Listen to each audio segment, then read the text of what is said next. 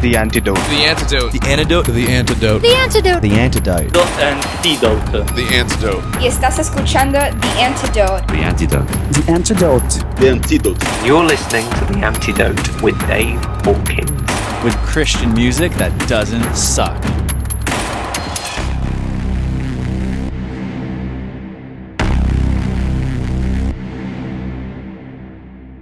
I'm Dave Hawkins, and thanks for tuning in.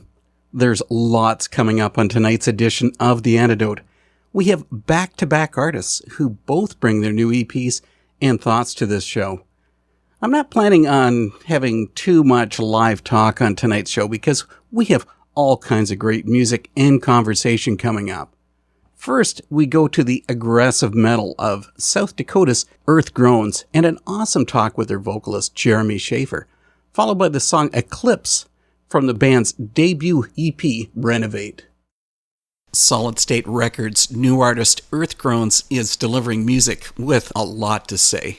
And The Antidote is here with the band's vocalist, Jeremy Schaefer. Thanks for coming, Jeremy. You bet. Thanks for having me on, man. Appreciate it. I gotta be honest with you, when I first heard the name Earth Groans, I thought, oh no, here it comes. We've got music with a message about the environment. That's not really what you're aiming for, is it? No, we're conscious of the problems, but that's not our main intent. And what is your intent? I mean, we're all Christians, and like we've all felt the same calling to do ministry through music, and so that's number one. Music is kind of our vessel to be able to do that. But yeah, we just love playing music. We love to get out and just meet people and just hang out, and establish new relationships and touring and just seeing the world. It's incredible. I've spent a lot of time checking out Earth Groans online. I found that you guys might as well be homeless. I'd heard that the band spends almost all of its time on the road. Yeah, I don't like to be home that much, to be honest. If I was totally homeless, I'd totally be fine with that as long as I was getting to tour. But we're a new band, and this has all been a calling that we've each had, and something that we're all really passionate about. So when we started Earth Groans, we started with the intent of touring very heavily. And it's always been our mindset. It's always been our goal, just to get the ball rolling, hit the ground running. And for the last 2.5 years or so, we've just been touring pretty much nonstop. We want to be out as much as we possibly can without losing our jobs or losing our houses. And we genuinely do love touring, and we love, being a part of a great music scene across the world and getting to do that. So, can I guess that none of you are married? Because often spouses, they tend to put a clamp down on things like this. Nope, no marriages here. I swore off relationships a long time ago, and I dedicated myself to music because me and music are the only ones that really seem to get along really well. So. You had a tour in May that was absolutely nuts. You charged only $1 cover, meaning Yes. You're making no money off the tickets. So, what happens? You guys all take turns pushing the van instead of buying gas? Yeah, it was, finances were definitely tight on that tour, but we knew that going in. We didn't want anyone to have an excuse not to be able to come out to a show. So we didn't want money to be the reason why people can't come out and be a part of such a great community. And that way, we get new people involved and they can find out what they're missing out on. And it was just kind of a strategy to not only get word out about ourselves, but also just to get people out to shows. It's not about the money. We want to get people there. We want to keep it about the passion. We want to keep it about the music. And money shouldn't be the deciding factor whether people get to go be a part of something that great. So that was our whole mentality behind it. It was tight, but people blessed us a lot. Almost every day, people were giving us things to eat and places to stay and showers and stuff like that. So it was really incredible. A lot of people stepped up for us, too. So we're very gracious. And they gave you coffee in the morning. Yes, they did. The life I include is so gone. The world's around me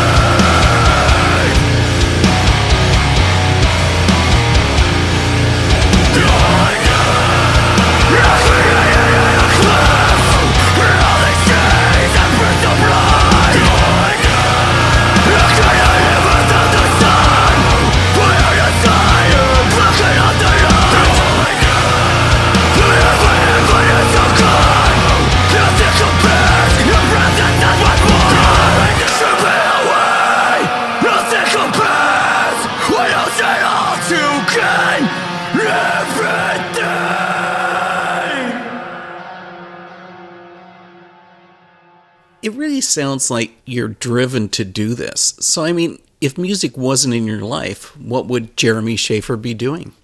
I actually talk about this a lot.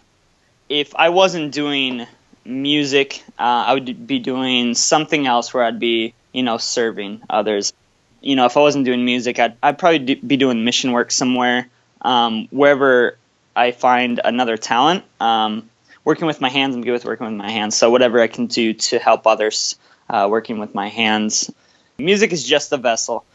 So, if we each had a calling elsewhere, or a talent elsewhere, we would definitely be using it to serve God some other way. Yeah, for me, I think I would definitely be doing some kind of mission work or just serving other people somewhere, somehow.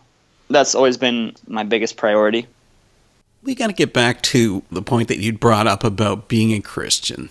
Mm-hmm. That's where Earth Groans is different from a lot of artists that I meet with. You don't mind taking on that Christian band label. No, I mean, ever since I was younger, I've always felt a calling towards ministry through music. And I know we're going to catch a lot of heat for it and everything, but that's just how it is, I guess. We already have a lot of people that hate on us because we're a Christian band, but we try and encourage people to, not get caught up on that. At least if the lyrics don't pertain to you or whatever, at least you can, focus on the art of it, respect it as it is. So, yeah. Then what do you think the hesitation is from other artists who are obviously marketing their music to Christians? Why are they hesitant about taking the label? I don't know. There's a stigma about Christianity.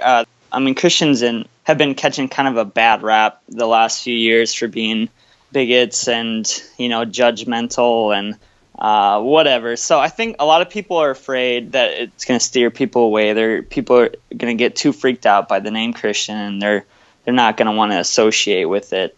I would say that that's probably the biggest thing, but I don't understand what the point of not being proud of it is. Maybe they just want to reach people through relationship more than, letting people know from the beginning that they're a Christian band, which is totally great too. It's all about, what their calling is and what God's purpose is for them. So I can't judge either way on behalf of them.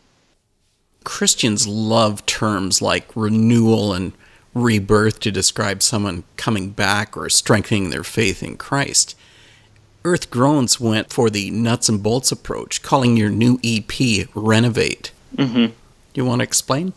Sure, yeah, absolutely. The title Renovate comes from the song The Estate. And the song paralleling an old structure, this old house, with a person and their soul and their well-being. And the song The Estate, this house, it's crumbling. It's getting to the point where it's about ready to collapse. So the whole song is just paralleling, the crumbling of this house. No matter how much paint you throw on the outside, no matter how much primping and cleaning and everything that you do to it, it doesn't fix the foundation, doesn't fix the crumbling structure within. And so in the song, the person is getting to the point where we're about ready to collapse. And even if we're totally put together on the outside, it doesn't fix our soul within. Christ he calls himself the great carpenter.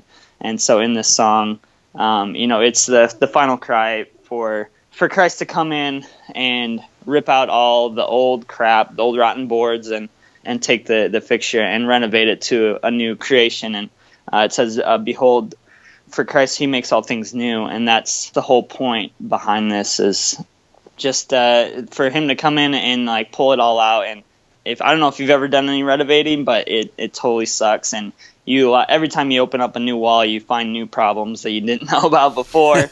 and you rip it all out, and it's messy, and it takes a long time, and it's ugly, but it needs to be done so that that structure can stand.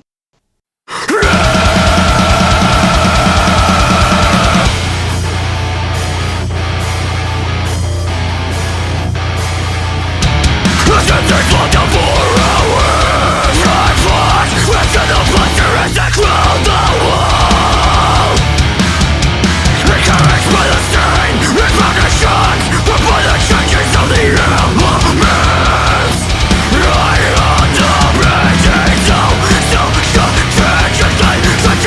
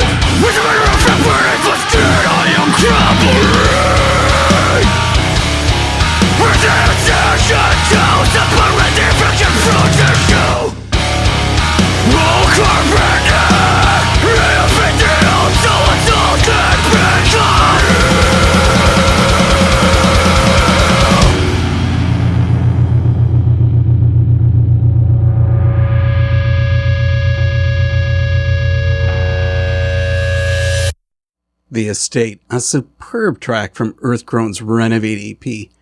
And here comes more of our talk with Jeremy, and we discuss that song. You really open up on the EP, because I'm assuming this is coming from a personal context. Yes. On the track The Estate, it talks about how we have all of this crap inside of us and how we keep it hidden from the world. How rough was your life at that point? It was, it wasn't like the worst time of my life, but it was definitely just me coming to the realization. I went to an extreme on this, and I made it seem maybe a little bit worse than I actually was. I was just taking an extreme situation, but I definitely was in a point where I was realizing that there were a lot of things in my life that needed to be dealt with that I've never really paid attention to. Like it says in the song, I kind of like bury some of the stuff down deep, and so there were just some things that I realized that I really needed to pay attention to, really needed to deal with and bring them to Christ, and just get them taken care of before they were, bigger problems. Your vocals and the music of Earth Groans is really aggressive.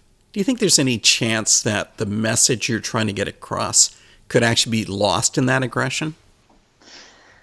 We hope not.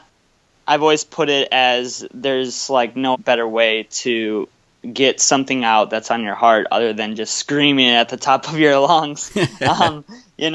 But I mean, I can understand how some people could say that, we've even had like people approach us about it because like I was raised where rock and roll was the devil's music. So that was like a no-go for me growing up.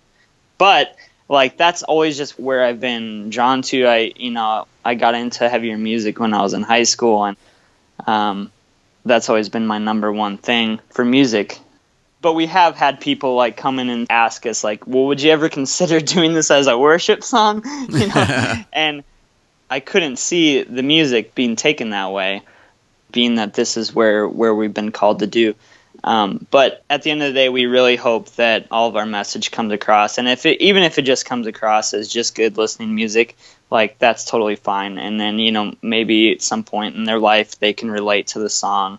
Even if they can take one line out of the song and just relate it to their life, like then I feel like our job is done. Well, I'm not so sure that those people that were speaking with you were entirely wrong, because some of your stuff really could be almost considered worshipful. Yeah, it is. It's aggressive worship. It's the worship that we know how to do and that we feel called to do. And the thing is, like, I really can't sing very well, so I couldn't do a worship band anyways. I'm a better screamer than I am a singer, so. I don't know, there's a metal church opening up in Toronto. Maybe you just need to go there and be the worship leader. Yeah, I would love to. That'd be great. Something else about your lyrics is none of them follow the typical style of verse, chorus, verse. Mm-hmm. Then do you want the lyrics to dominate the songs? Yeah, I would say that like everything is very vocally driven, and everything it comes down to the words that we have to say. Music can be a beautiful thing in itself, but like you do have to, like, at the end of the day, there is like some message that you want to push, and like we are definitely about pushing a message, and that's our number one thing, definitely. This is Jeremy from Earth Groans, and you're listening to The Antidote.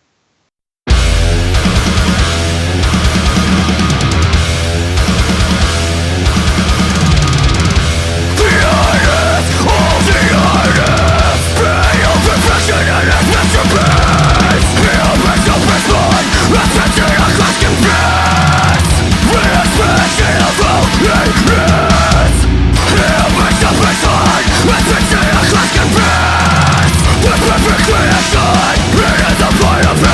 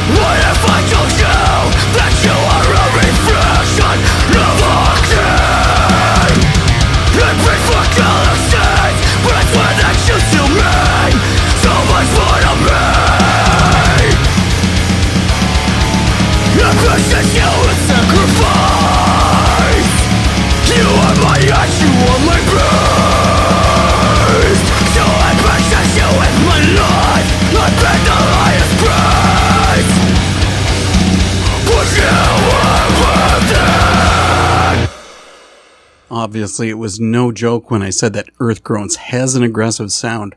That was Price Tag. Let's finish my chat with Earth Groans and bring in the song Propaganda. Talking about the lyrics, I agree with where you're going on the song Propaganda, where one verse reads, "A box in the corner of the room, I reside my mind behind the glass. The matters of my life will have to wait. Entrapped, I sink into my own escape." Well, I want to spin that around. Couldn't the music of Earth Groans be considered propaganda? Yes, definitely could be. Yep. The meaning behind that song is just, media can be used, two ways, obviously. And it's just about getting the listener to think about what they're putting in their mind, garbage in, garbage out. So think about, the shows that you're watching, even if you think that they're not that bad, just take a step back and just look at what the true meaning behind, what the message that they're pushing is, and evaluate it for yourself. I had a time in my life where I had to take a step back from a lot of the things that I was watching because I felt like it was filling my head with crap. And I feel like there's a lot of corporations and stuff that push stuff through media. I mean, a 30-second commercial can totally change the way that you think about things. Question everything that you're putting in your mind. And think about it a little bit more and the reasoning behind what they're doing, why they're doing, if it's just to make money or if they're trying to push some kind of message or whatever. So I guess that's the whole point of that song. Do you think there's many people that just aren't insightful enough to realize that they are being manipulated? Yeah, totally. I totally believe that. I think the average consumer, me included, can be manipulated very easily by media without even realizing it. That's where I came to that point where I was like, okay, I'm doing a lot of crap in my life that I'm not proud of, and I need to find the stem of it. And I felt like some of it kind of came down to some of the stuff that I was putting in my head. Well, here's a last thought. Should the Renovate EP be considered an instruction manual to changing your life? Sure. I mean, I love it. What we want with, the album is it to shake people, to get them to think about their life. Maybe not even so much as an instruction manual, but like a warning symbol that the way that we're living isn't always necessarily the best for ourselves and those around us. So I would call it more of a warning label, I guess, that, that you will self-destruct if you do not fix some of the problems in your life and if you don't address some of this stuff. This has been cool, Jeremy. Thanks for coming to speak with the Antidote about Earth Groans. Yes, absolutely. Appreciate again you guys having us on, and thank you so much, Dave.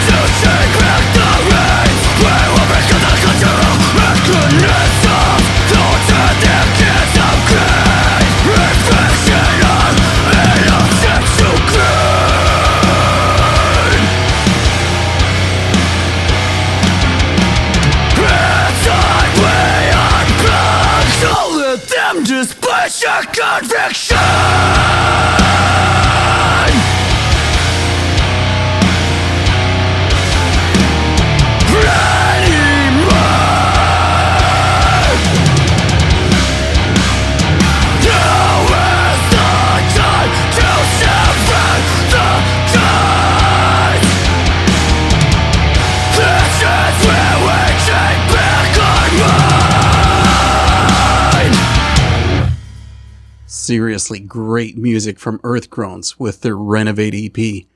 Next up, we go into the hard rock metal mix of San Francisco's Lightworker. And we also have the song Requiem from the band's superb EP Resilience, queued up right after the first part of our talk with the band members. Enjoy.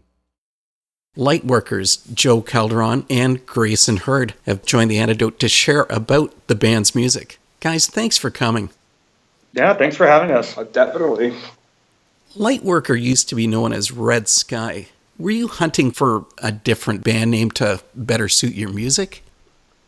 It came out of necessity because actually there was another band with the name Red Sky, and they actually did have the proper U.S. trademark for that name. You know, they didn't send us a cease and desist or anything. They were nice. They contacted us and they gave us time to think of a new name and everything. So it was just one of those things. So So we changed it. And how difficult was it to choose a new band name for yourself? Oh, that took a while. We left that up to Joe. It took a couple of months, I think. And it's funny because Lightworker was in the back of my mind, but it was one of the last ideas that I threw out there, and then Grayson was like, "I really like it," and the other guys dug it, and I'm like, "Really? I thought you guys would have hated it, so I didn't suggest it until now." And then we're like, "Well, there you go." So. Well, the band has just released your debut EP, Resilience. And I mean, seriously, that's a really solid release. Thank you, man. Wow, thank you. All of you must have a pretty intensive music background to pull this off. Yeah.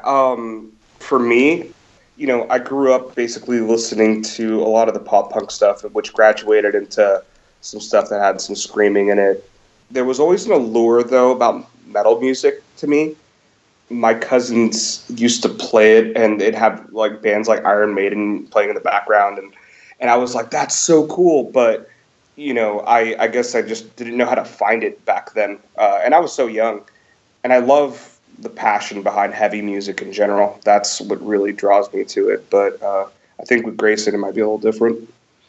Yeah, I mean, in terms of background in music, when I was 13, I finally decided, I'm actually going to try this guitar thing out. And honestly, man, I just picked up a guitar and I had one lesson. That was a group lesson for, I think, 4 times. And all I learned in that entire thing was these are frets. And this is where you put your fingers to make the different notes. And that's pretty much all I got. And then after that, I just learned 100 of my favorite songs. It just picked up all the little, picked up scales and everything, noticed patterns in different songs. And that's how I learned how to play guitar, because if I sat there and with a metronome and just kept playing, scales that sounded like absolutely no fun at all, I guarantee you I would have quit in less than a year. So, but yeah, I mean, all in all, I think at least for Joe and I, we've been playing in bands for, well, I guess in my case, only one band before this. And Joe is... This is my 4th or 5th band that actually was worth listening to.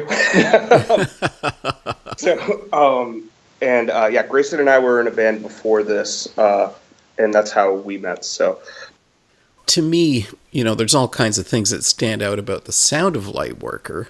I mean, you're a killer clean vocalist, and the blending of the raw vocals are great, and I really love the guitar work.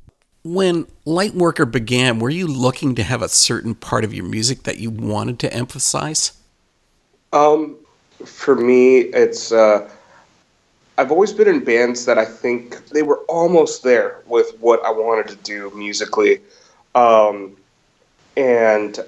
I started this band, I was like, okay, this is definitely going to be heavy. It's going to be guitar driven because I'm a sucker for sweet riffs and guitar solos.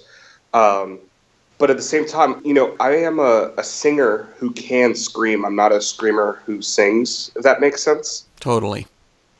So we pepper that in, I guess, to display, more raw emotion and whatnot, and also to emphasize certain words and whatnot. But I just wanted to make sure that whatever felt right to the song came out. So, I mean, some songs are heavier than others, and some are very, they have a pop influence almost, or, just very melodic influence. So it varies.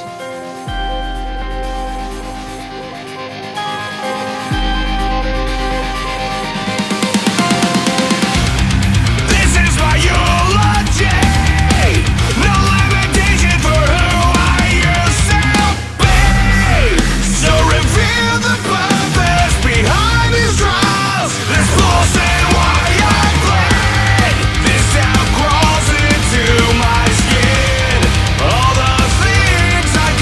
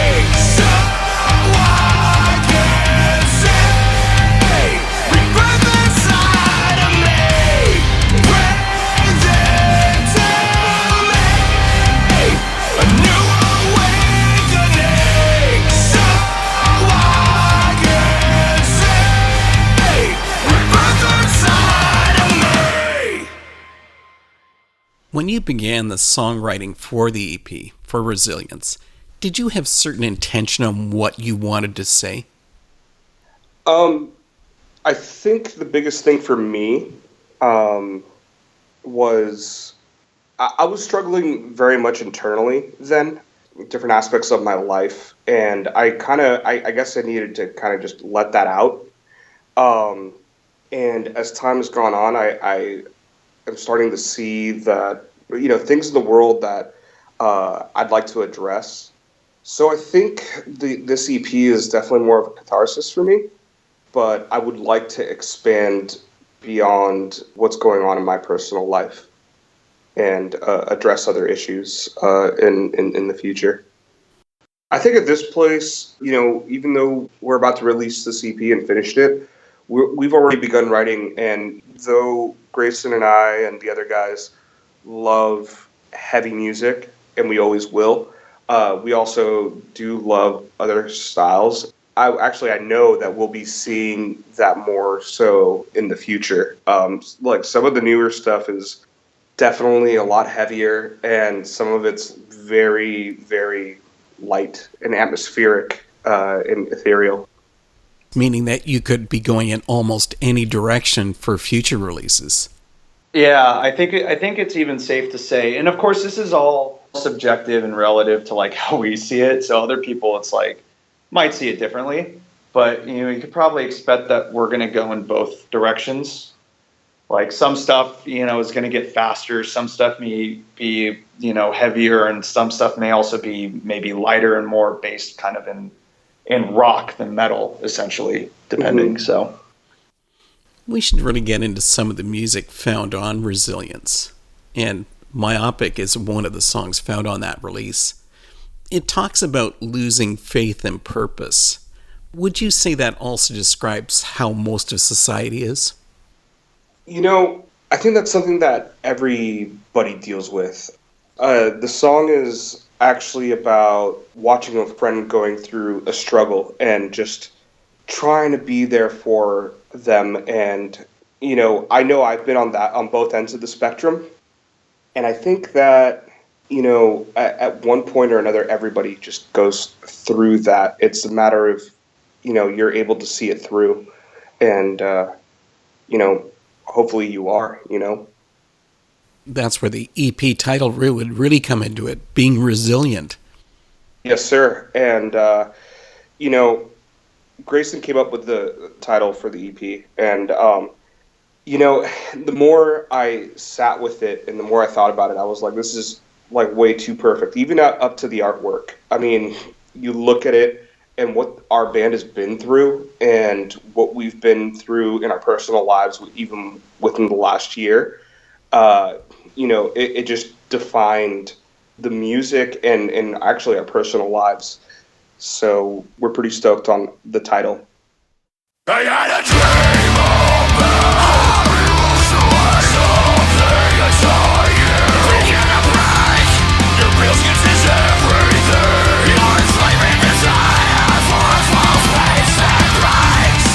You've been torn from the outside in, and my words no longer mean a thing. You're not your desires when I try to revive all that used to be. I saw you falling away.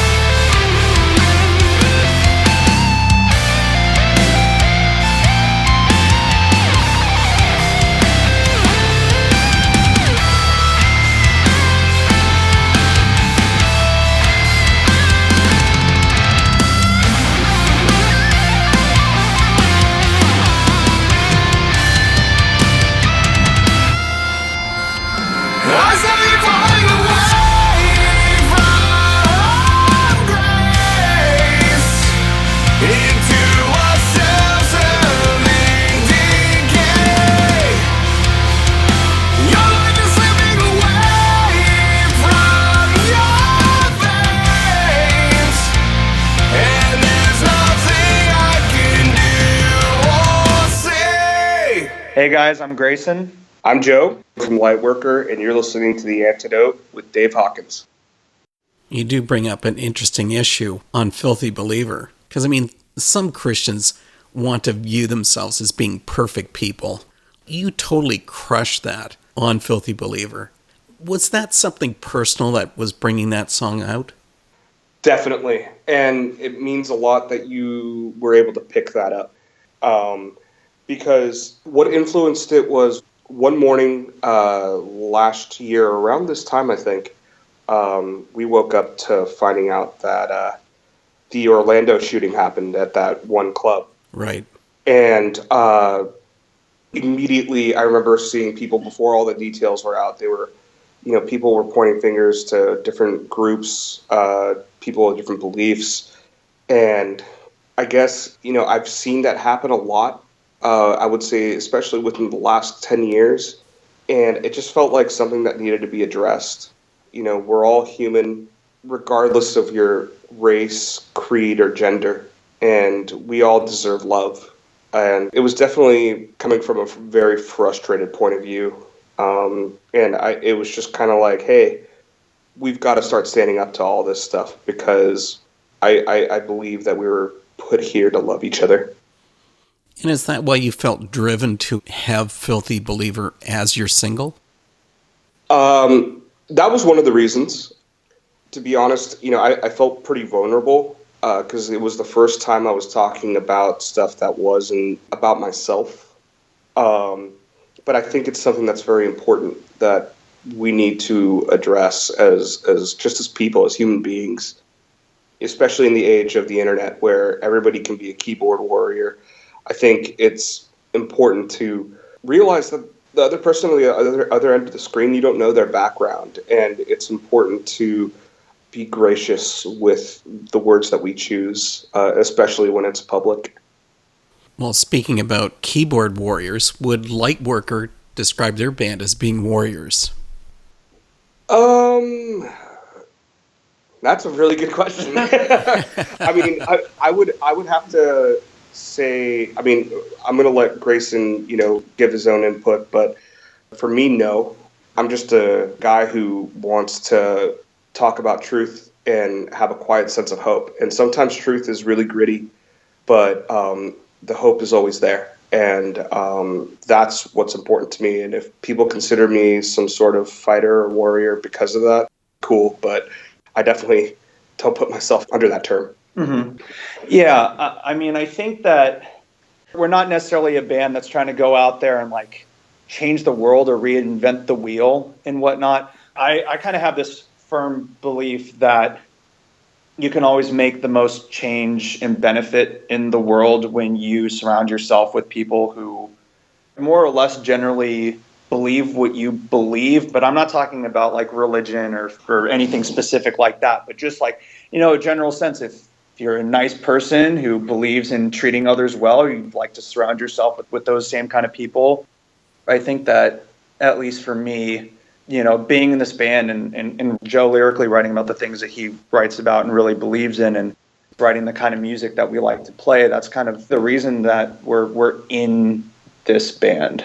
At least for me, it's an opportunity to write music that I essentially have kind of always wanted to write, but maybe never really felt like I had the outlet to completely get that out. And I think maybe in that sense, we're kind of warriors in the sense that, we're willing to fight for our music, and we're willing, at least for me, lyrically, I'm willing to stand behind what I put out there. So I guess in that sense, I guess you could say that we're warriors.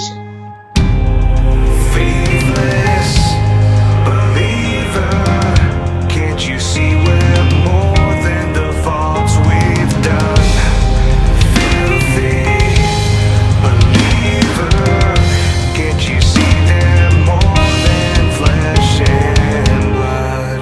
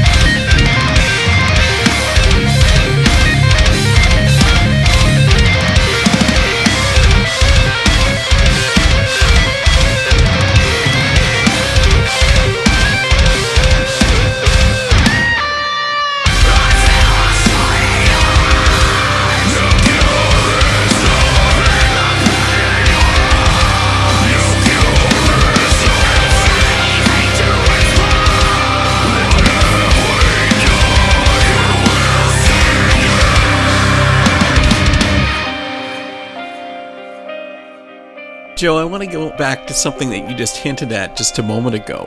The Facebook page for Lightworker says that your music is about facing the trials of life with a quiet sense of hope. I mean, many people struggle with any kind of an idea of having any form of hope. So how will the songs of Lightworker change that perception? I'm hoping that people will listen to the songs and realize that they're not alone.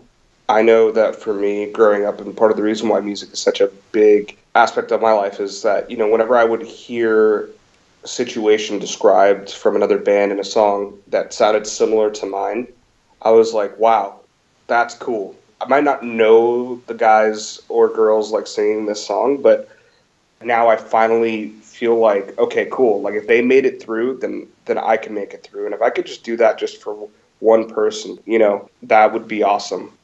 And honestly, God has been a big part of that for me.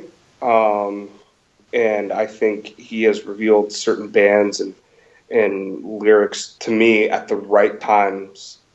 And I think what's really neat about our band, if I'm going to be completely honest, is that, half of us are Christians, the other half aren't. But we love each other so much. It's insane. It definitely is a brotherhood. And the other folks that, may not believe like I do are extremely supportive. Like they're like, that's what you want to write about? Cool, man. This is what we're going to do. It's kind of much like how Thrice does it with Dustin. Like his lyrics, he definitely alludes to his faith a lot. And even though the rest of the band might not have the same beliefs that he does, they are extremely supportive. And I feel really lucky to have that. And that's actually part of what like Filthy Believer is about. You know what I mean? It's one of those things where it's just like, okay, in our own band, we've got people of different beliefs and different, creeds, and we love each other like brothers. And, if we can do it, like other people can too. And I think that really just, speaks to that quiet sense of hope. Like we don't need to go, I mean, this is probably the first time I've actually ever realized this, but like, I think that's really cool. I never thought about that before, but like the four of us are completely different individuals, but there is this love and we have each other's backs. And I think that's that quiet sense of hope without even having to point it out until I did right now. But, Grayson and Joe, thanks for coming to the Antidote to talk about Lightworker, and best of luck with Resilience. This opportunity is awesome, and we just want to thank you. We heard the killer and insightful song Filthy Believer from Lightworker. I loved having our two guests, Earth Groans and Lightworker, on tonight's show. Dramatically different music styles, but both delivering really solid lyrics. Unfortunate part was, you only heard part of the interview from each of these artists, but to find the complete ones, go to theantidoteradio.com. Next time on The Antidote, the music is softer as we go into the deep recesses of the early age of the underground Christian music scene. Key Records founder Jeannie Smith speaks of music, her artist obsessions, and the role she's played in keeping this music alive.